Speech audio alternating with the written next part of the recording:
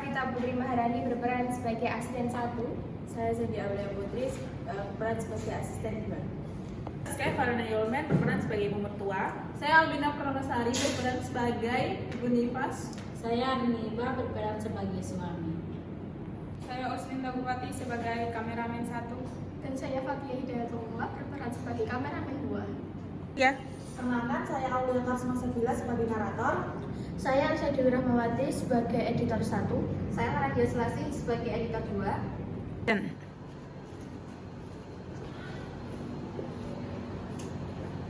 Assalamualaikum.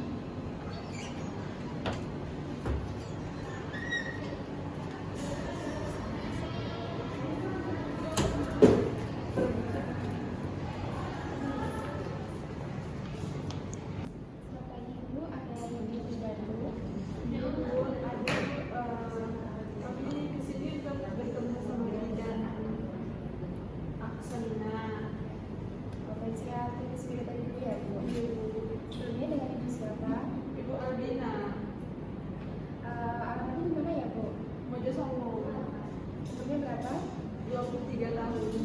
Keluhannya apa ya, Bu? Keluhannya pusing dan ASI saya tidak bisa keluar, Ibu. Mari saya antar ke ruangan ibu bidan aslinya.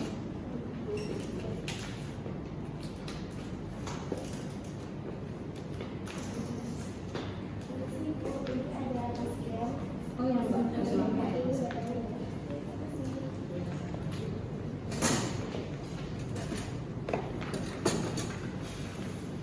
Halo Bapak sama Ibu Oma. Apa kabar? Halo Bapak, Ibu, selamat pagi. Apa kabarnya? Baik, bidan. Syukurlah kalau gitu. Dirinya kabarnya gimana? Alhamdulillah sehat bidan. Oke, saya ingin bertanya, kira-kira setelah Bapak sama Ibu dikasih omongan, apa rasanya, apalagi dan khususnya Oma ya, yang betul-betul mendambakan seorang cucu. Gimana rasanya Oma? Wah, ya senang sekali Bu Bidan. Saya tuh kan dari dulu udah ada kerinduan ya untuk punya cucu. Begitu aja dikasih. Kalau Bapak gimana rasanya? Rasanya saya menjalani kehidupan baru untuk kedua kalinya, Bu. Iya, jadi ini kan merupakan tanggung jawab ya. Kalau misalnya ada generasi baru yang hadir di keluarga itu rasanya senang, sukacita gitu lah. Pokoknya bersyukur dan tetap harus berusaha menjalani hidup. Karena kan dari sananya fase hidup manusia memang gitu ya, Bapak Ibu. Jadi saya sarankan untuk bersyukur dan menjalaninya saja. Nah, kalau boleh tahu Ibu, keadaan Ibu gimana? Alhamdulillah sehat-sehat aja Bu Bidan. Apalagi sekarang saya lagi senang-senangnya. Oh, tidak ada keluhan atau kendala begitu? Tidak ada Bu Bidan. Bagaimana keadaan Ibu? Apakah sehat atau ada kendala? Lahir-lahir ini ada kendala Bu Bidan. ASI saya tidak bisa keluar. Oh iya, Bu, dari istri saya menguasainya nggak bisa keluar lancar sama adiknya. Saya lihat kecil nangis terus. Oh begitu ya Bu. Kalau begitu saya permisi buat ngecek payudaranya Ibu boleh? Boleh, Bu. Oke. Aduh saya. Mbak boleh bantu kasih baju nasi enggak? Sekalian siapin alat ya. Ya.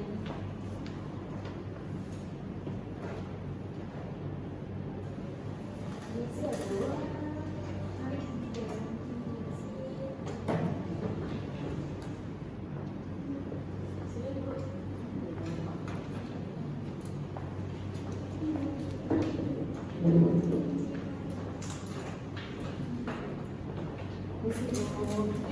Permisi ya Bu, saya periksa sebentar.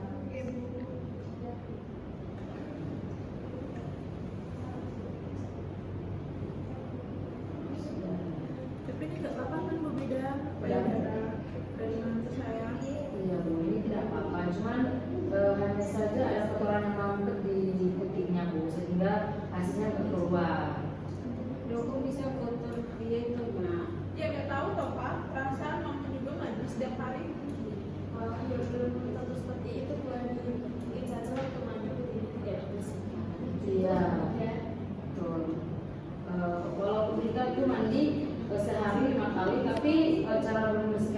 salah, terus kita tidak teliti membersihkannya, itu tetap terjadi penyumbatan pada susu gitu. Oh gitu, ya Bu Bidan. Kalau begitu bolehkah sekalian saja dibersihkan gitu ya? Oh boleh Bu, boleh. Sebentar ya. Mbak, tolong siapin alat-alatnya.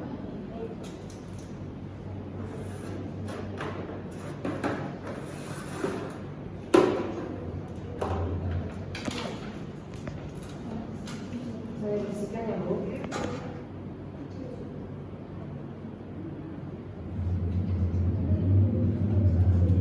Bu minta maaf ya Bu.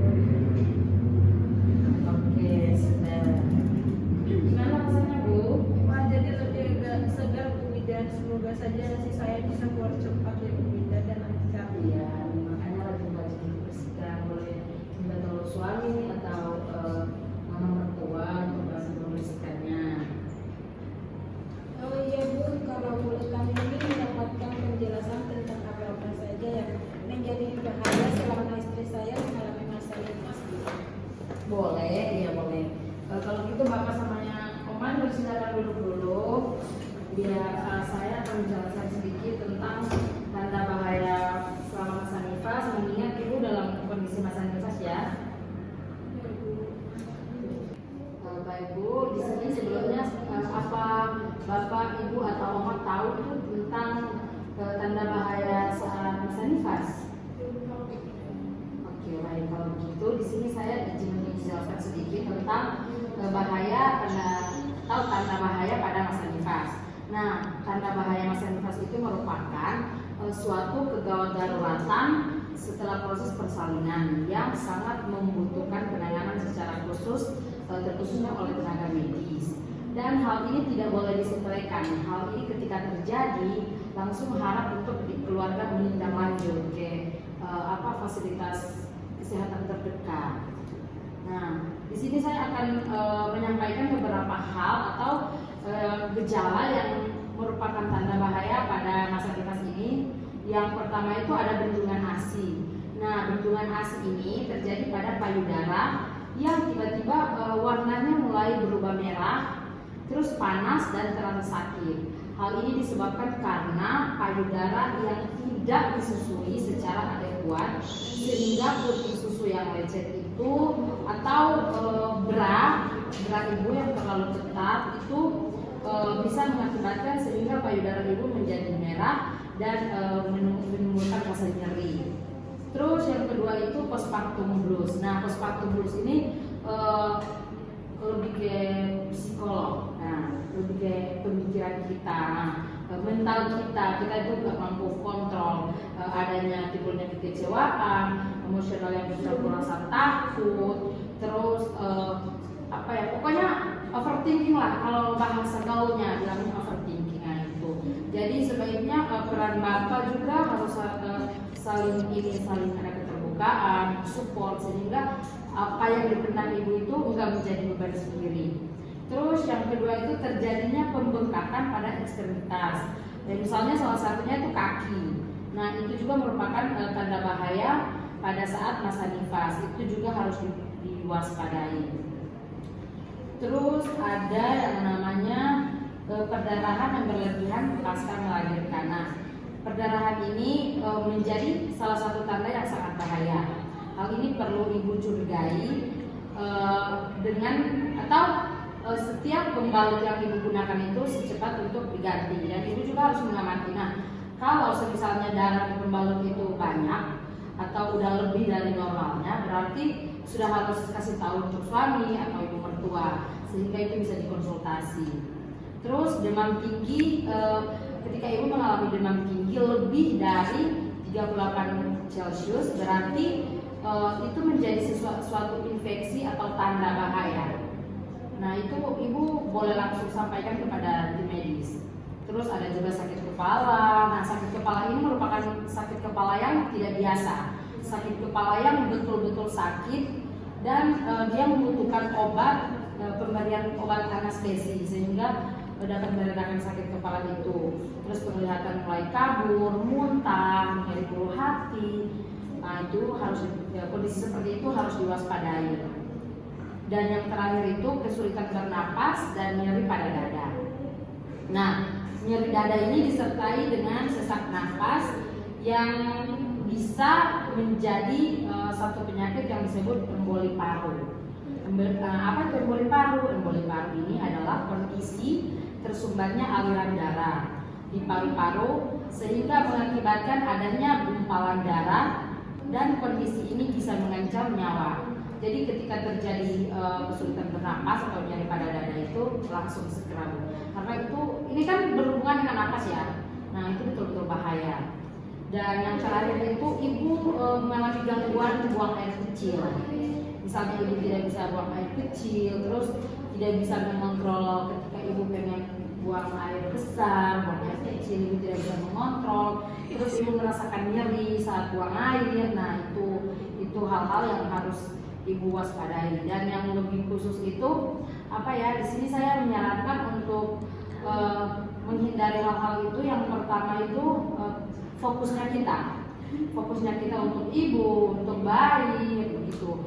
Dan yang terlibat dalam hal ini itu suami, ibu mertua. Oleh sebab itu saya sebagai bidan saya menyarankan untuk sering-seringlah terbuka komunikasi. Hal-hal kecil itu harus dibuka dan sama-sama untuk cari solusinya seperti apa. Dan jika tanda-tanda bahaya yang sudah saya sebutkan misalnya salah satunya terjadi, ada baiknya langsung berkonsultasi ke bagian medis.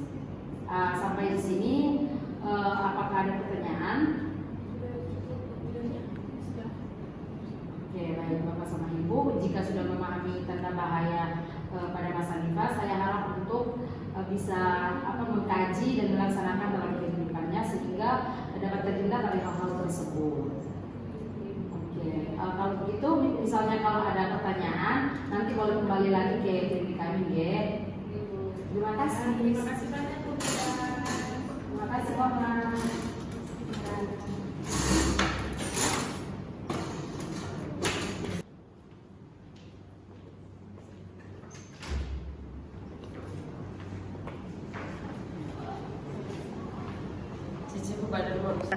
Sekian video role play dari kelompok 1. Mohon maaf jika ada kesalahan.